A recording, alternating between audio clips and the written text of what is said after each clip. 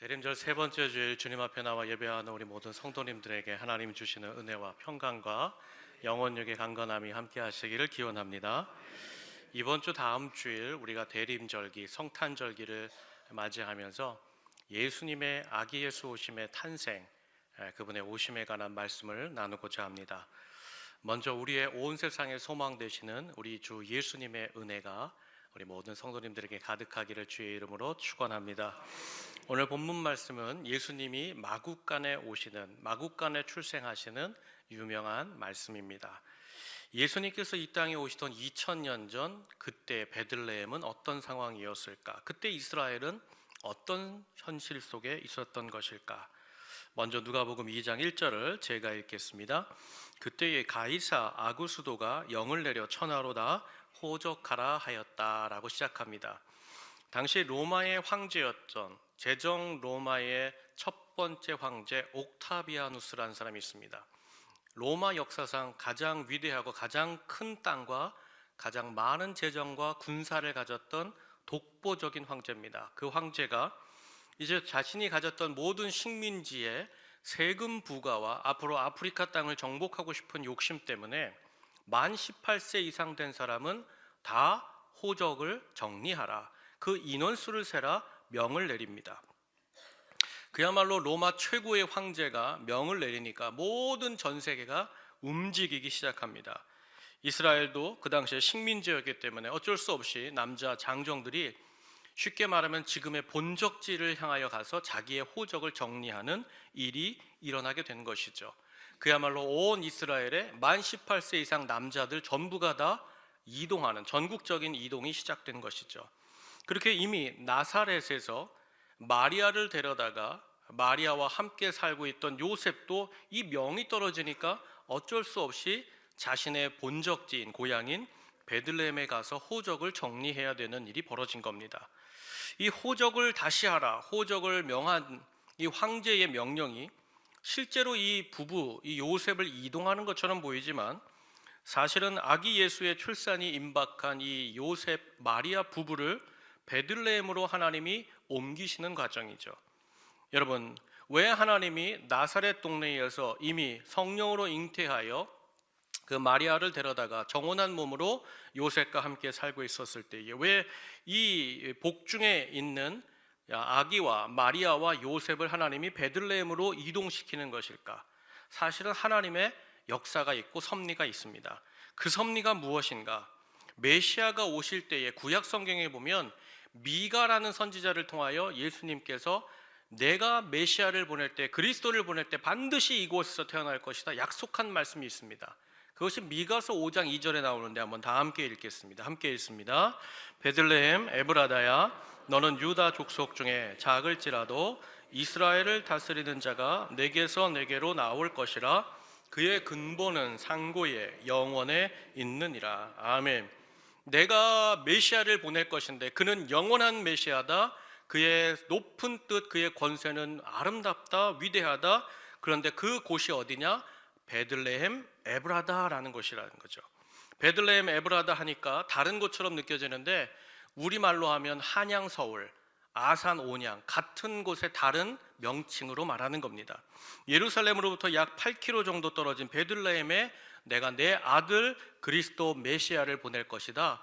예수님 탄생하기 730년 전에 미가를 통하여 하나님이 말씀하셨기에 하나님께서 이제 요셉과 마리아 이 부부를 베들레헴으로 옮기셨다는 거예요.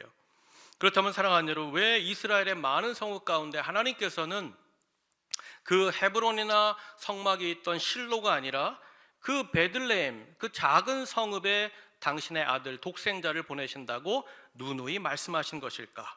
그 이유가 뭐냐 이거죠. 사실은 그때 실로는 엄청난 성소로 자리 잡았습니다. 헤브론도 있었고 예루살렘도 있습니다. 그런데 왜 베들레헴이었을까요? 사실 베들레헴은요, 이스라엘의 가장 위대한 왕 다윗의 고향이었습니다. 보통 사람들은요, 영웅이나 왕이 태어난 곳, 자란 곳을 귀히 여깁니다. 그리고 자기가 왕이었을 때 그곳을 새로운 기념사업이나 기념비를 세워서 성장하고 발전시키게 되는 것이죠. 그런데 다윗은요, 베들레헴 출신임에도 불구하고 사실은 자기 임기 동안 베들레헴을 등한시했습니다. 돌아볼 생각이 없었습니다. 도리어 자기 자신을 왕으로 삼아준 헤브론을 귀하게 여겼고 본인이 점령했던 예루살렘을 자기의 성 다윗성이라고 칭하면서 다윗성 예루살렘을 더 확장하기에 바빴습니다. 게다가 정작 그 예루살렘을 다윗이 이제 자기의 성으로 삼아놓고는 베들레헴 가까운 8km 베들레헴에는 내려가 본 적도 없습니다. 그렇게 더 예루살렘을 크고 화려하게 지었던 것이 다윗의 동네 베들레헴이 아닌 예루살렘이었다는 것이죠. 정작 다윗은 자신의 태어난 고향 베들레헴을 잊었습니다. 거들떠보지 않았습니다. 그리고 그 다윗이 죽은 뒤에 이 미가라는 선지자가 오기까지 수백 년 동안 베들레헴은 누구도 거들떠보지 않았고 잊혀진 동네였고 기억되지 않는 성읍이 베들레헴이었다는 것이죠. 그런데 이 베들레헴을 누가 기억하고 계셨는가? 다윗 자손 가운데 내가 메시아를 보낼 것이다. 그 약속을 가지셨던 하나님께서 이 베들레헴을 기억하고 계셨다는 거예요. 그래서 하나님은 다윗이 죽은 지 수백 년 뒤에 미가라는 선지자를 불러내어서 그와 같은 약속을 한 겁니다. 내가 베들레헴에 내 아들 메시아를 보낼 것이다. 사실 미가 선지자도요, 오늘 미가서 5장 2절에 이 말씀이 없으면 별로 기억될 만한 선지자가 아닙니다. 왜냐하면 미가라는 선지자는요, 히스기야 왕 때의 시대의 선지자입니다. 근데 히스기야 왕 때 여러분 아주 걸출한 대선지자가 있었습니다. 그가 누군가 하면 이사야라는 사람입니다. 그야말로 이사야서와 여러분 미가서는 비교가 되지 않습니다. 활동 영역 미미합니다. 그럼에도 이 미가서의 이 예언 때문에 우리가 미가라는 선지자를 알고 있는 것이죠. 하나님께서 이 미가라는 작은 선지자를 통하여서 보잘것없는 선지자를 통하여 베들레헴 그곳에 내가 내 아들 메시아를 보낼 것이다. 사랑하는 여러분, 분명히 하나님께서는요 크고 위대하고 최고의 것으로 영광을 받으시는 하나님이신 줄로 믿습니다. 그러나 하나님은 또 얼마든지 보잘것없고 작은 그 성읍 베들레헴을 통해서도 영광을 받으시는 하나님이 되신다는 것이죠. 세상 사람들 앞에 보잘것없는 성읍이에요. 잊혀진 성읍이에요. 무시되었던 동네예요. 그러나 하나님이 그 성읍, 무시되었던 그곳을 기억하시고 생각하시고 들어 쓰시고자 하실 때 그 작은 성읍, 잊혀졌던 성읍은 온 인류와 역사 가운데 가장 크고 위대한 성읍으로 바뀌어진 줄로 믿습니다. 우리도 마찬가지죠. 우리가 때로는 사람 보기에 보잘것없을 수 있어요. 작아 보일 수 있어요. 그렇게 인생을 살면서 인상적이거나 뭔가 큰 의미를 남기지 못할 수도 있습니다. 그러나 고린도후서 4장 7절 말씀 보면 우리가 이 보배를 질그릇에 가졌으니 이는 심히 큰 능력은 하나님께 있고 우리에게 있지 아니함을 알게 하려 함이라. 내가 약해요. 질그릇같이 연약해요. 부서져요. 아무 보잘것없어요. 그러나 하나님께서 우리와 함께 하신다면, 여러분 주님이 내 안에 오신다면, 부족한 인생에 찾아오신다면 그 작은 베들레헴 성읍도 하나님이 가장 위대한 성읍으로, 인류 역사의 최고의 성읍으로 세우셨듯이 우리도 그와 같이 들어쓰시고 그와 같이 인생 속에서 의미가 되고 기억되고 아름다운 인생으로 바꾸어 주실 줄로 믿습니다. 그렇다면 사랑하는 여러분, 로마의 황제가 이 요셉 마리아 부부를 베들레헴으로 명하여 부른 것처럼 보이지만 실제로 하늘아버지께서 그 말씀 가운데 메시아를 보내기 위해 이제 로마 황제의 마음을 움직이시고 붙잡으심으로 말미암아 이 부부가 나사렛 저 위쪽 갈릴리로부터 어디까지 이동하는 거예요? 남쪽 140km를 떨어져서 이동하게 되었다는 거예요. 여러분, 이게 무엇을 보여주는가 하면 바로 이겁니다. 우리가 세상에 눈에 볼 때는 권력자가 있어요. 지도자가 있어요. 판단자가 있어요. 힘 있는 사람이 있고 힘과 권세를 가진 사람이 있어요. 그분의 인생이 가장 크고 높아 보이는 것처럼 보이지만 실제로 이 세상 뒤편에서 이 모든 것의 창조주가 되시고 운행하시는 가장 높고 위대한 하나님의 권세가 우리에게 가장 높은 권세가 되는 줄로 믿습니다. 바라기는 우리 모든 성도들이 보이는 권세에 두려워하는 것이 아니라 도리어 역사 뒤편에서 이 모든 것을 조종하시고 운행하시는 가장 높은 권세, 가장 강력하고 능력 있는 하나님의 섭리를 바라볼 수 있기를 주의 이름으로 축복합니다. 그렇게 다윗의 후손으로 오실 메시아, 내가 다윗의 후손 그 메시아를 베들레헴에 보낼 거야 약속하신 그대로 하나님께서 저 요셉과 마리아 부부를 임신한 상태에서 이제 베들레헴으로 옮겨 호적하게 하셨다는 거예요. 그런데 그렇게 호적하러 간 그 작은 성읍 베들레헴에서 결국에 문제가 일어납니다. 그 문제가 무엇인가? 누가복음 2장 6절 말씀 한번 다 함께 읽겠습니다. 시작. 거기 있을 그때에 해산할 날이 차서. 아멘. 베들레헴 요셉의 고향에 본적지에 얼마나 많은 사람들이 몰렸겠습니까? 여기 다윗의 동네잖아요. 그러니까 다윗의 후손이 얼마나 많겠어요. 근데 이 성읍이 작은 성읍이에요. 그러니까 얼마나 많은 사람들이 몰렸는지 예상했던 날보다 호적하는데, 동사무소에서 접수받고 처리하는데 기간이 좀 길어졌던 모양이에요. 그래서 그 베들레헴에 머물다가 그만 어떤 일이 벌어지는 거예요? 마리아의 진통이 시작돼 버렸다는 것이죠. 해산이 시작됐다는 거예요. 그런데 문제가 무엇이냐? 이제 마리아가 진통이 점점 다가오는데 몸풀 곳이 없어요. 여관에 방이 없었다는 것이죠. 결국에 진통은 오고 방은 없고, 그렇게 이 부부가 헤매다가 결국에 들어간 곳이 어디예요? 우리가 잘 알고 있잖아요. 바로 짐승의 우리 마구간에 들어가서 구유 위에 그 아기를 낳는 역사가 있었다는 것이죠. 이 모습이 누가복음 2장 7절에 나오는데 우리 한번 더 다 함께 읽겠습니다. 시작. 첫 아들을 낳아 강보에 싸서 구유에 뉘었으니 이는 여관에 있을 곳이 없음이로라. 아멘. 저를 따라하세요. 여관에 있을 곳이 없습니다. 아멘. 첫 아들을 낳아 강보에 뉘었습니다. 강보에 쌌습니다. 그리고 놓을 곳이 없어서 어디에 놨다는 거예요? 짐승들의 여물통. 여물이란 말 아시죠? 예, 여물통. 그 먹이통을 잘 이렇게 그 위에다가 예수님을 놓았다는 사실이에요. 여러분, 아주 천하고 배설물이 가득하고 그 많은 짐승들, 호적하러 온 사람들이 그 호텔방에 가득 찼으니, 영화방에 가득 찼으니 얼마나 많은 짐승들이 울고 정말 시끄럽겠습니까? 냄새 나겠습니까? 바로 그 가난하고 천한 낮은 곳에 예수님이 오셨다는 거예요. 여러분, 예수님, 이 하나님의 아들, 이 독생 성자의 이 출생의 이 모습을 보면서 여러분 어떤 생각이 드세요? 어떤 마음이 드세요? 여러분, 이 베들레헴에 지금 마구간에 오신 이 아기가 누굽니까? 전능하신 하나님의 아들 독생자 예수님이십니다.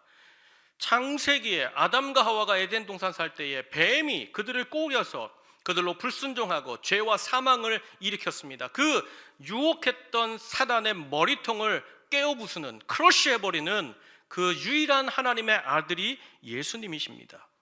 그런데 그 하나님의 아들이 하나님께서 베들레헴에 낳게 하시는데 방이 없어서 짐승들이 머무는 냄새나고 시끄러운 그 마구간에 낳게 하셨다는 거예요.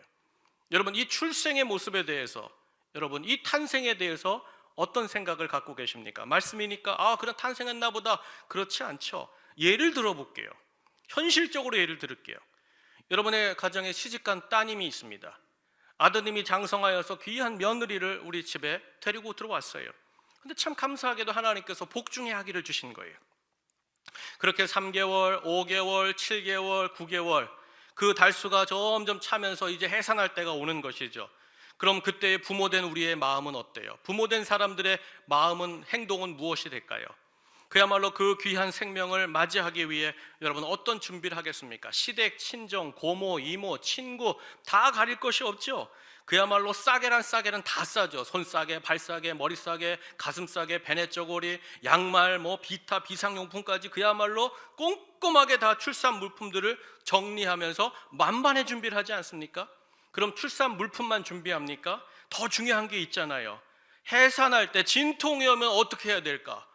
그때 며느리나 딸들이 얘기하잖아요. 엄마, 아버님, 저는 그 병원 가야 됩니다. 걱정하지 마세요. 제가 그 병원 쭉 다녔으니 그 병원으로 인도해 주시고 거기서 누구 선생님, 누구 간호사님 맞으면 됩니다. 그럼 다 됩니다. 여러분, 그렇게 한 집에, 한 가문에 새 생명 하나, 그 아들 하나, 딸 하나를 오게 할 때도 온 식구와 부모와 모든 사람들이 만반의 준비를 하는 거예요. 그런데 여러분의 가정에 임신한 그 며느리 딸에게 너는 길 가다가 아이 낳아라. 너는 다른 거 필요 없지 않냐? 너는 가다가 공원, 아니 그냥 공원은 좀 그러니까 공중 화장실에 아이 낳고 좀 조그만 천으로 좀 싸가지고 그 세면대 위에다 아이 올려놓으면 엄마 아빠가 만나러 갈게. 여러분, 세상 천지 이런 부모가 어디 있어요?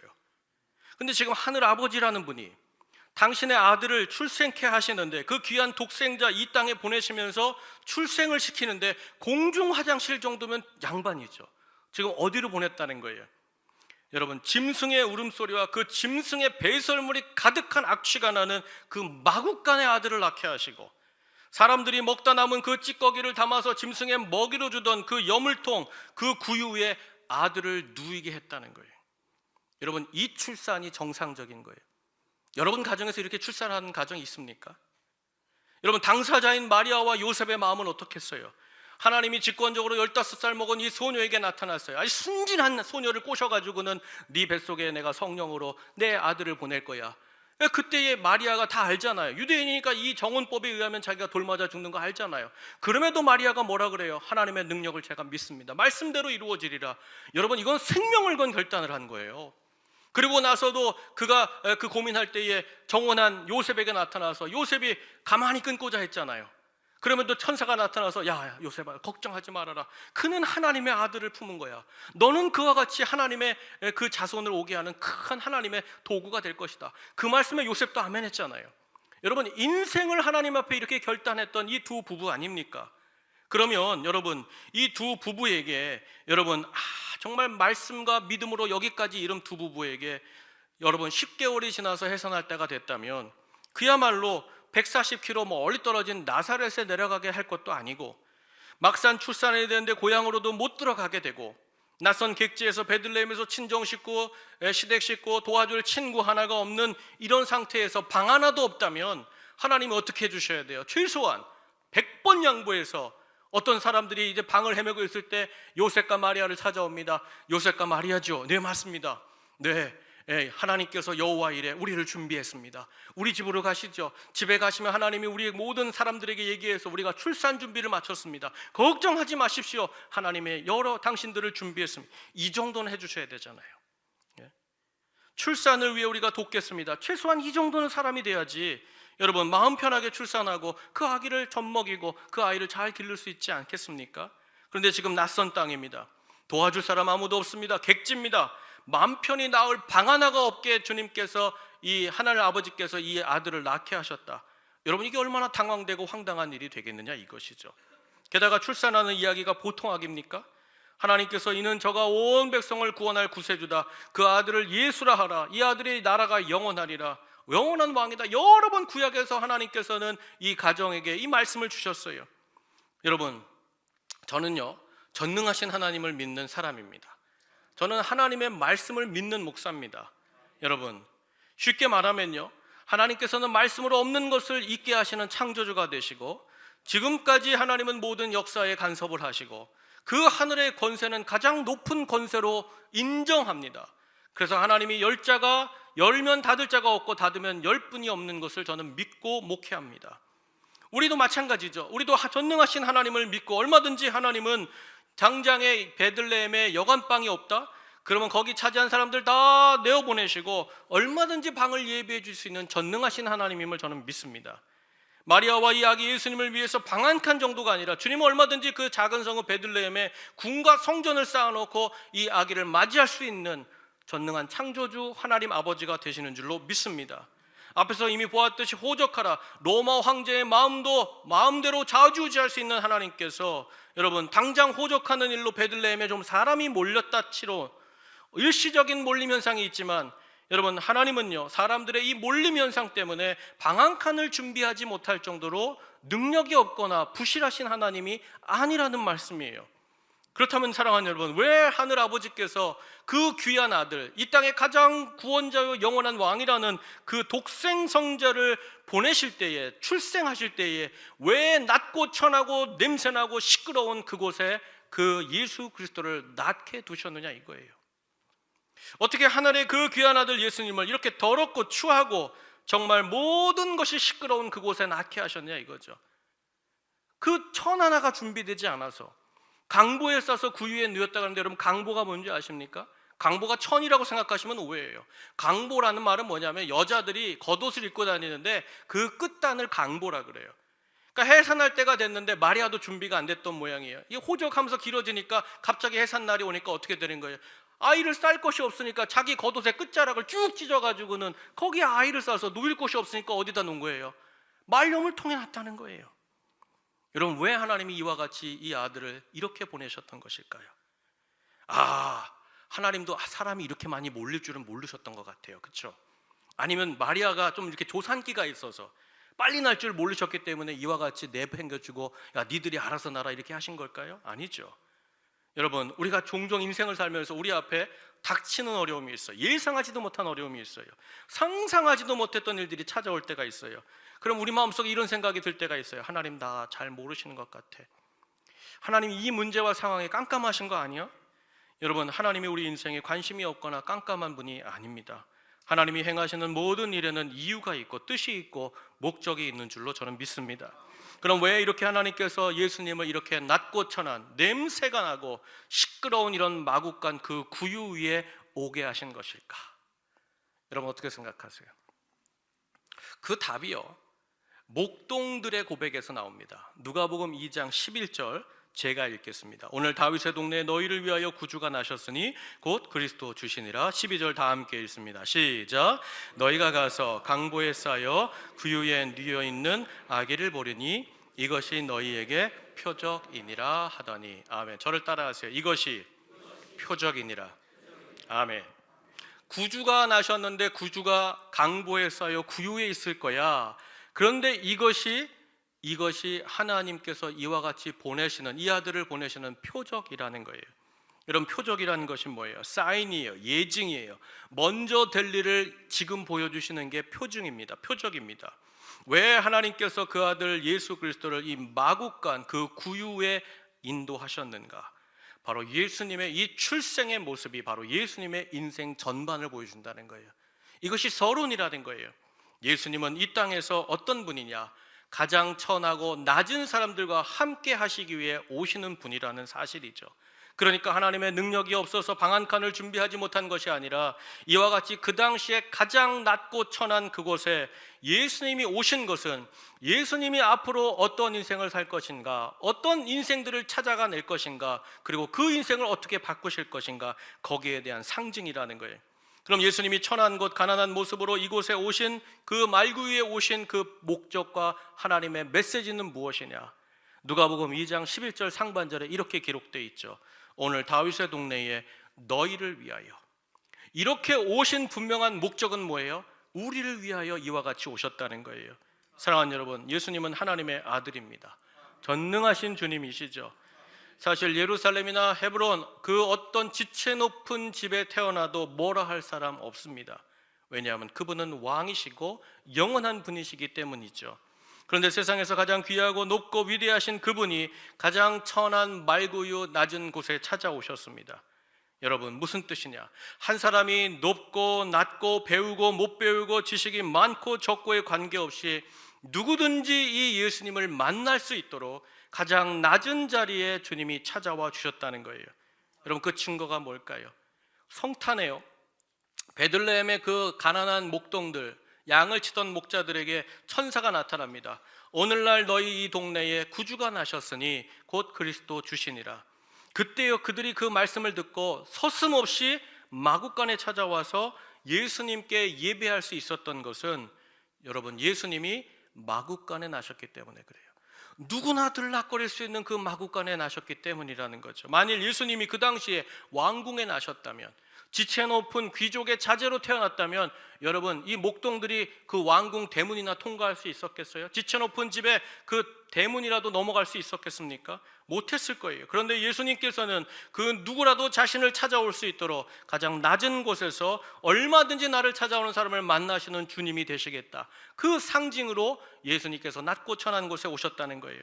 무슨 말이냐? 그야말로 온 세상 지위와 그 모습이 어떠할지라도 그가 가장 비천한 삶을 살았건 부유한 삶을 관계없이 누구든지 예수님을 만나고자 한다면 그 누구라도 예수님을 찾아오고 그 은혜와 사랑을 경험하도록, 그 주님이 주시는 구원을 만나볼 수 있도록 주님은 먼저 우리 가운데 가장 낮은 모습으로 가장 낮은 곳에 찾아와 주신 줄로 믿습니다. 한마디로 사랑하는 여러분, 어떤 누구라도 예수님을 만날 수 있도록 예수님은 그 자리를 열어 놓으셨다는 것이죠. 그리고 나서 그를 만나는 자들에게 주님께서 하신 것이 있죠. 왜 이렇게 가난하게 오셨습니까? 왜 이렇게 낮고 천하게 오셨습니까? 그때 주님이 우리에게 약속해 주신 말씀이 고린도후서 8장 9절에 있는데 우리 다 함께 읽겠습니다. 시작. 우리 주 예수 그리스도의 은혜를 너희가 알거니와 부요하신 이로써 너희를 위하여 가난하게 되심은 그의 가난함으로 말미암아 너희를 부요하게 하려 하심이라. 아멘. 저를 따라 하시죠. 너희를 부요하게 하려 하심이라. 아멘. 예수님이 왜 이렇게 낮고 천한 마국간에 오셨는가? 가난한 모습으로 오신 것이냐?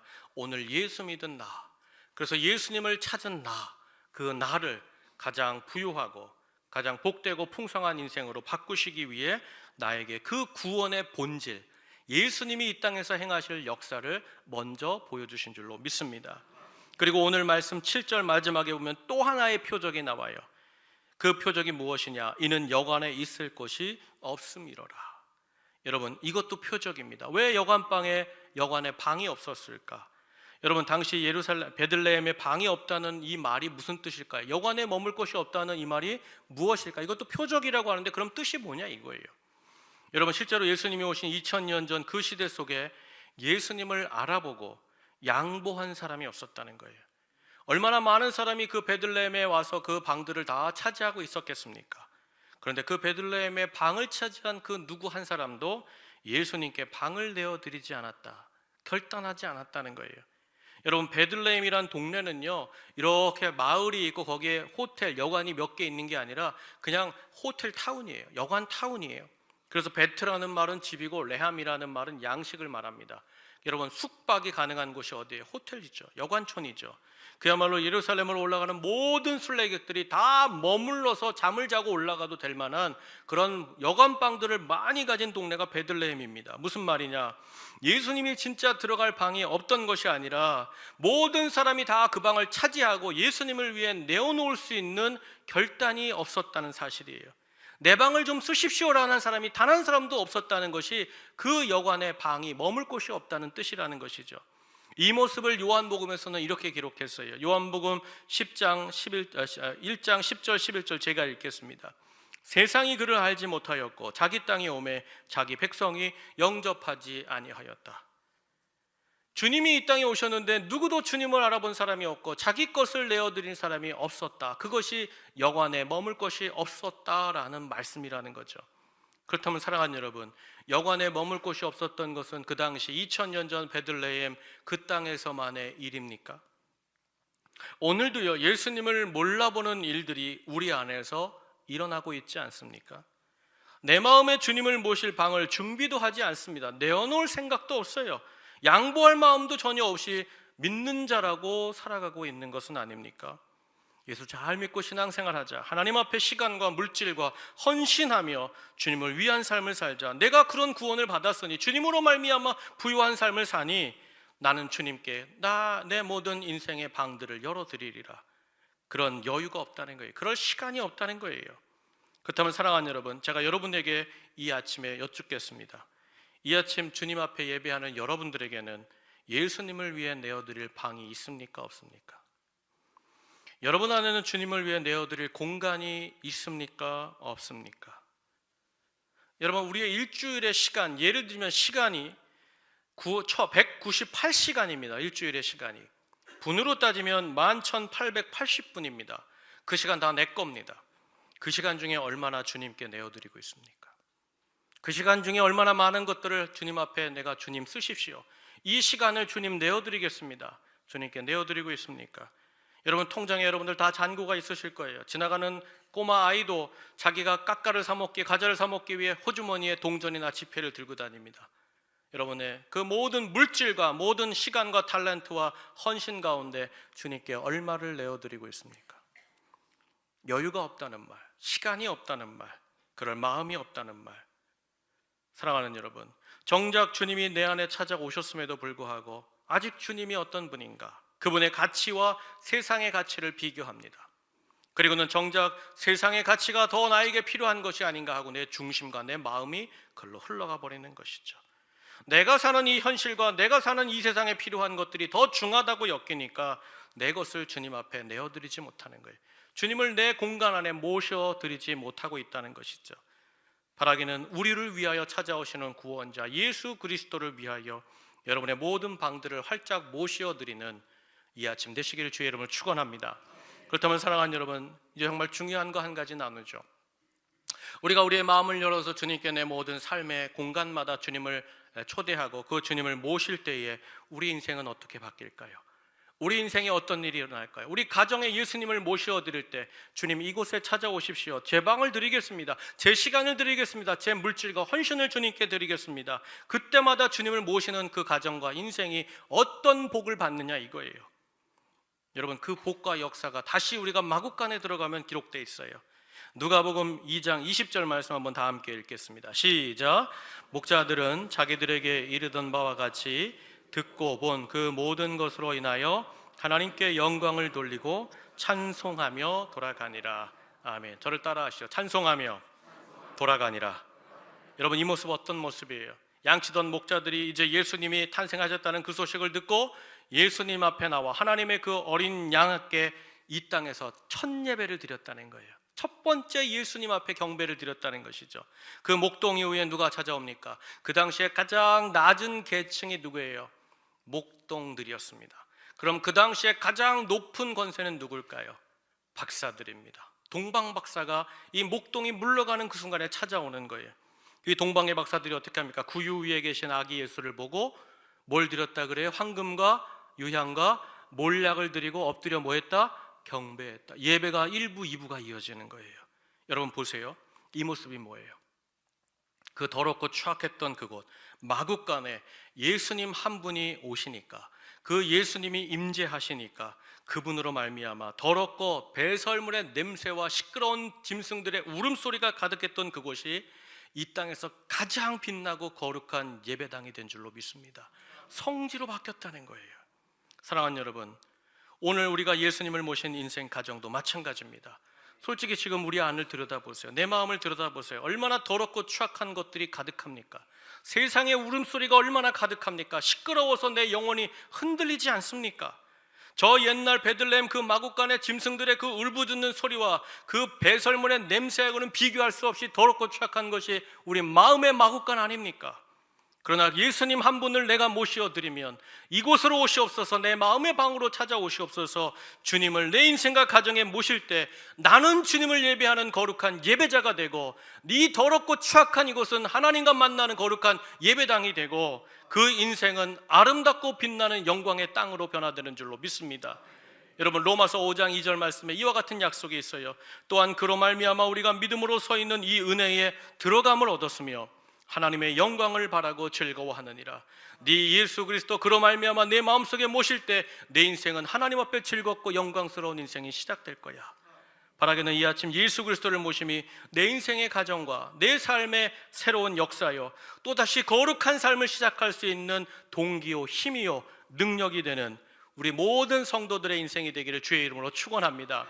그렇다면 사랑하는 여러분, 왜 우리가 예수님을 내 마음의 방으로, 아니 꽉 차 있는 이 마음의 방을 비워서 예수님 내 인생의 방으로 찾아오십시오 요청할 때, 왜 주님과 동행할 때 우리 인생이 새로워지고 더럽고 추악한 것들이 종결되고 거룩한 새로운 성지의 삶, 예배자의 삶, 찬양하며 돌아가는 인생이 되어질까? 왜 그렇게 바뀔까요? 왜 예수님 한 분을 모시며 우리 인생이 이와 같이 대격변의 인생으로 바뀌어지느냐? 바로 이거예요. 여러분, 그 이유가 무엇일까? 여러분, 주님을 모실 때에 그 마음의 계절이 바뀌어진다는 거예요. 이게 무슨 뜻인가? 여러분, 어제 초겨울 눈이 내렸습니다. 얼마나 뉴스에서 그냥 큰 눈이 온다고 떠들어댔는지 만반의 준비를 했어요. 그걸 주님께 기도했어요. 주님, 내일 주일인데 우리 성도님들 내일 새벽까지 눈이 7cm, 10cm 오면 주일날 우리 어르신들 교회 오시기 어렵습니다. 혹시라도 교회 나오신다고 미끄러져서 엉덩방아 치면 큰일 납니다. 하나님, 눈이 좀 녹게 해주세요. 근데 정말 눈이 다 녹았어요. 네? 누구 기도 때문에 녹은지 알고 좀 걸어오세요 앞으로. 네? 녹았어요. 초겨울이잖아요. 근데 제가 아내하고 이제 장을 이제 보러 가면 많은 사람들이 저를 알아보는데 아직 제가 이게 정확하게 잘 모르니까 이렇게 씩 웃고만 다닙니다. 이렇게. 예.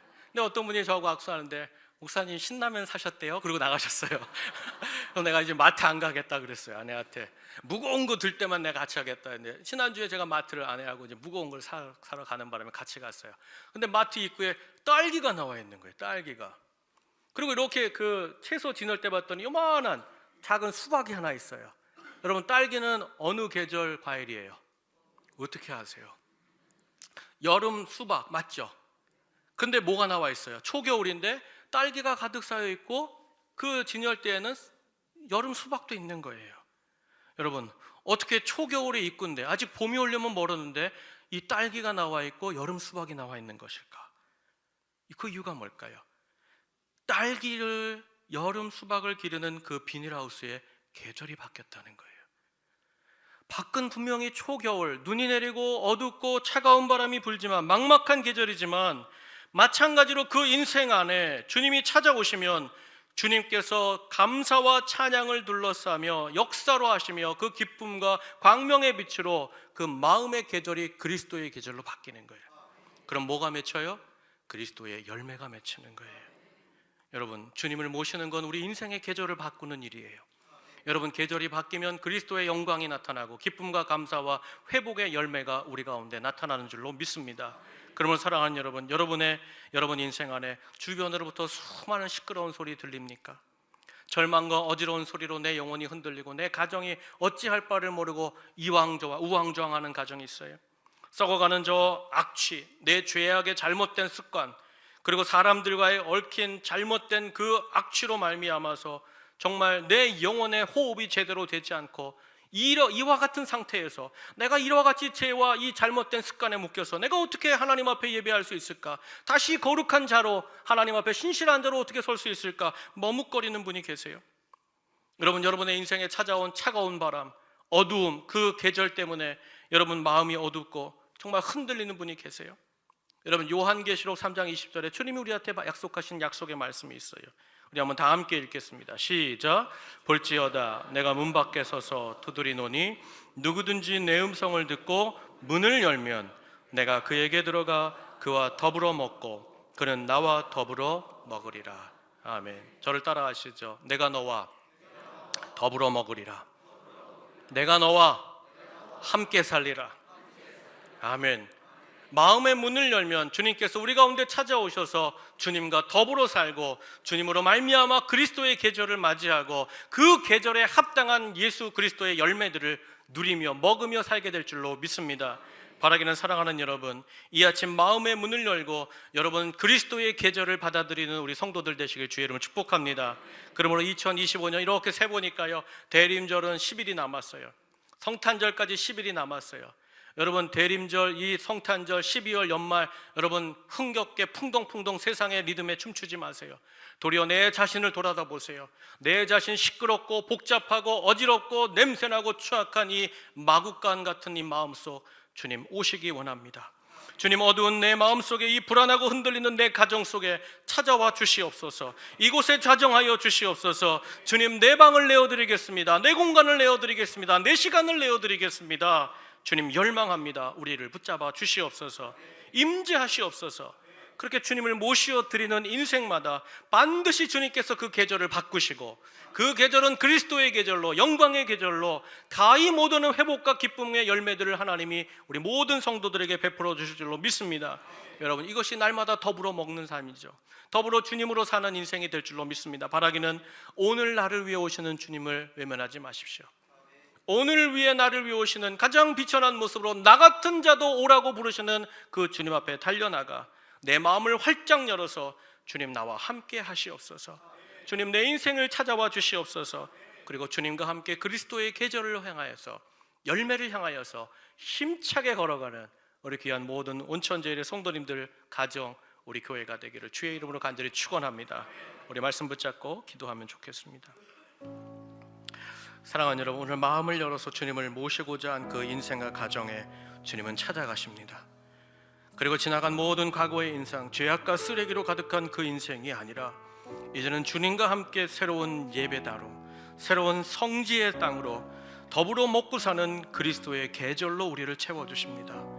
누구나 원하면 주님 앞에 나아가 주님을 만날 수 있습니다. 여러분의 지금 그 모습이 중요한 것이 아닙니다. 낮고 낮은 이 예수 땅에 주님은 찾아오셨습니다. 내 앞에 나오라. 네 모습 그대로 내 앞에 나오라. 내가 너와 더불어 먹는 인생을 가르쳐 주리라, 베풀어 주리라. 죄악의 인생이 아니라 너와 함께 사는 가장 부요한 인생을 만들어 주리라. 주님은 우리를 초대하고 계시고 내 마음을 열기를 원하고 계십니다. 이 순간 고백하십시오. 주님, 내 마음에 찾아와 주시옵소서. 내 마정에 주님 만나 주시옵소서. 내 마음에 임재하사 주여 이곳에서 하나님을 예배하게 하시고 여기서 다시 거룩한 삶, 풍요로운 삶, 복된 삶을 걸어가는 인생, 가정, 교회가 되게 하여 주시옵소서. 우리 다 함께 말씀 붙잡고 기도하겠습니다. 하나님 아버지 감사합니다. 오늘 이 아침 대림절 하나님 아기 예수께서 이 땅에 오실 때에 하나님 아버지 주님이 내 마음속에 먼저 찾아와 주시길 원합니다. 그분으로 말미암아 부요하게 되기 원합니다. 주님과 더불어서 그리스도의 계절을 맞이하기 원합니다. 더불어 먹고 살고 더불어 함께 사는 인생 살기 원합니다. 하나님 아버지, 내 방을 내어드립니다. 내 마음을 내어드립니다. 내 시간과 물질과 사역과 봉사의 것들을 주님께 내어드립니다. 그때 하나님 열매가 맺힐 줄 믿습니다. 그리스도의 계절이 시작될 줄 믿습니다. 하나님 주님과 동행하는 복된 삶이 우리 가운데 열매로 맺혀지기를 원합니다.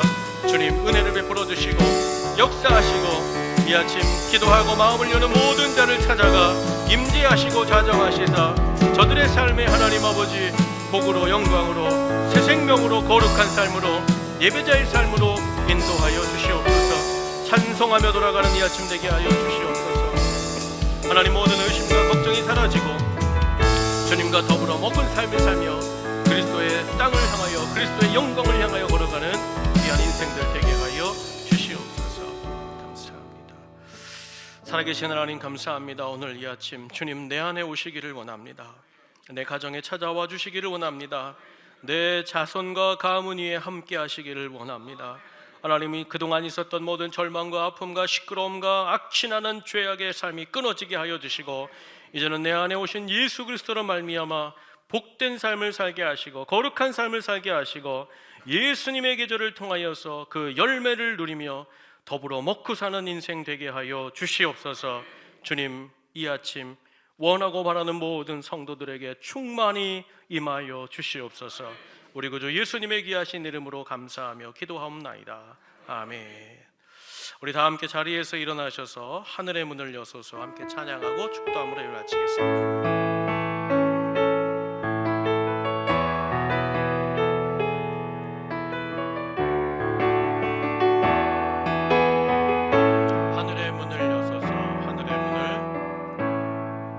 하늘의 문을 여소서 이곳을 주목하소서. 주를 향한 노래가 꺼지지 않으니 하늘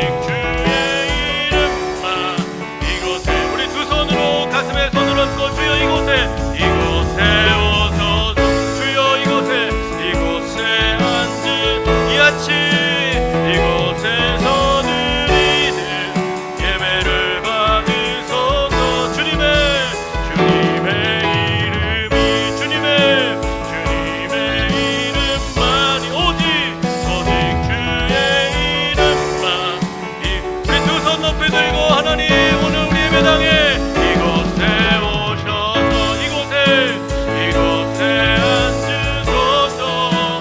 이곳에서 드리는 예배를 받으소서. 주님의 이름이